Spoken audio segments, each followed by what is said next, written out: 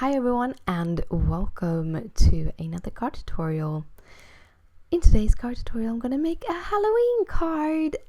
The focal image that I've colored up is called Patrice and she's by Stamp Anything. Now I'm doing some serious creative color placement on this character. I'm revamping her whole silhouette to become the Frankenstein bride. So I really wanted to do this. I saw the character, I'm like, I want to do this. But I'm going to put the coloring in a separate video that will be linked in the description down below, up in the corner and also at the end of the video. So if you want to see how I revamped the whole image to make Frankenstein's bride, then you can see that there. Also in the description down below I have all the materials listed, including all the Copics that I used for the coloring. So yeah, let's start with the card and card base. The card base I'm using is a Nina Solar White that I have cut and creased. Then I'm going to use a little mask. This is masking paper from Simon Says Stamp, and then I have just die cut a rectangular out of it, just in the middle, so that I can kind of get a rectangular out mask in the middle of this. And then I've taken a similar paper. I have drawn up the same box, and then I have cut out my masks. And now I'm taping down the masking paper without removing the backing here, because I'm just gonna use that as help for my placement of these skulls. So the skulls that I did cut out with that little cute skull die, which by the way is from the August release from Stamp Anything, and then just remove the masking paper from the skulls instead and just push them down. I do that also with those little bones, and yes, it is fiddly, that's just how it is, but the paper and the backing actually releases very easy, so it's not super hard, it's just very fiddly and takes a lot of time. After I have put down all of the little skulls, I remove the outer edge, and then I go in with my bone folder and I burnish them into the paper so that I don't kind of pick them up when I do my blending. I start my blending off with some Dusky Concord by Tim Holtz, so I'm using the Distress inks, and I'm not going. What I'm thinking about when I'm doing this is to A, have just a little bit of pressure, and B, have a lot of ink on my little inking tool. In the middle, I'm going to use some Wilted Violet, because it has that kind of violet punch that I really wanted, but I just wanted it kind of in the middle.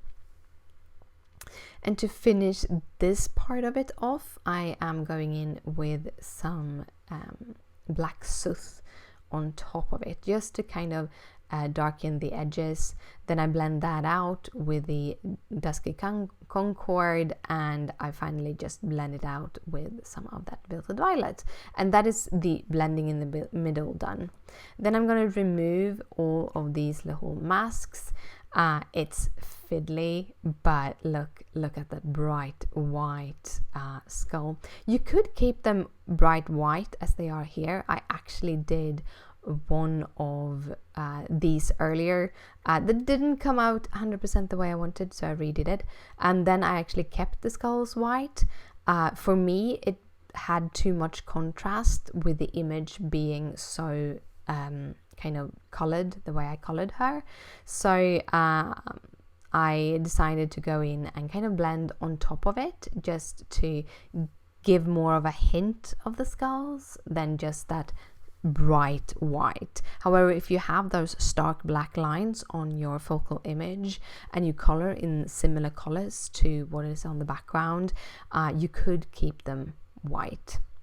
I'm using the back sides on my skulls, so the backing paper of the mask, and just lay them down.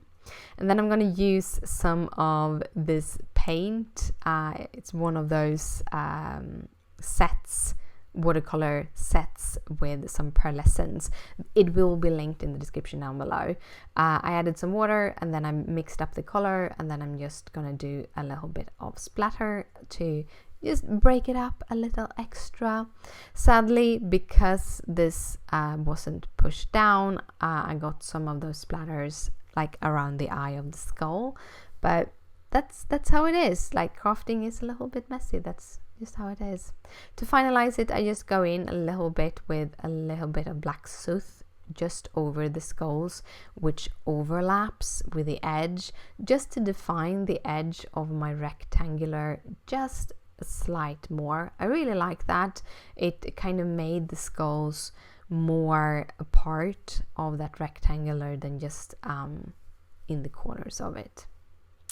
And then I'm gonna add my sentiment. So I'm gonna add sentiment first, and then I'm gonna add my focal image. For the sentiment, I'm using one of these square T rulers, and then I'm using some masking tape. This is it's not super sticky masking tape. And then I'm gonna use that tape to line up some of these alphabet stickers. This has actually been my favorite way lately to do sentiments. I've been wanting these big bold sentiments. I don't have the dies, and right now from the US it takes about 2 months to get anything, so I haven't really had time to buy the supplies because they will arrive after Halloween. But then you can use things like these, and I have so many of these in my cupboards.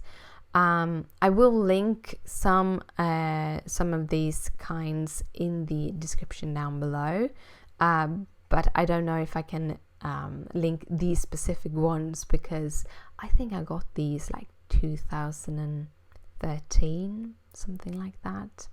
They're old, but they're still working. A little tip: if you have a hard time getting them to stick to your paper, use your bone folder on top of them and burnish them into, so the stickiness have a little bit more pressure on them, because then they usually sit a little bit better. I then kind of go in and I have actually set up her. Apparently that clip disappeared. I put her on some foam tape. You don't need to see that anyhow. And then I'm using 2 different dimensionals, enamel dimensionals. One is a white Nuvo drop, and the other one is enamel, black enamel by Ranger. So that black enamel by Ranger is beautiful. I have the white enamel, but again, I have a lot of supplies that are really, really old, and that had totally gone old. So I took my white Nuvo and my black enamel, and then I just added that to the letters to kind of make them stand out a little bit, having them being shiny against that matte surface.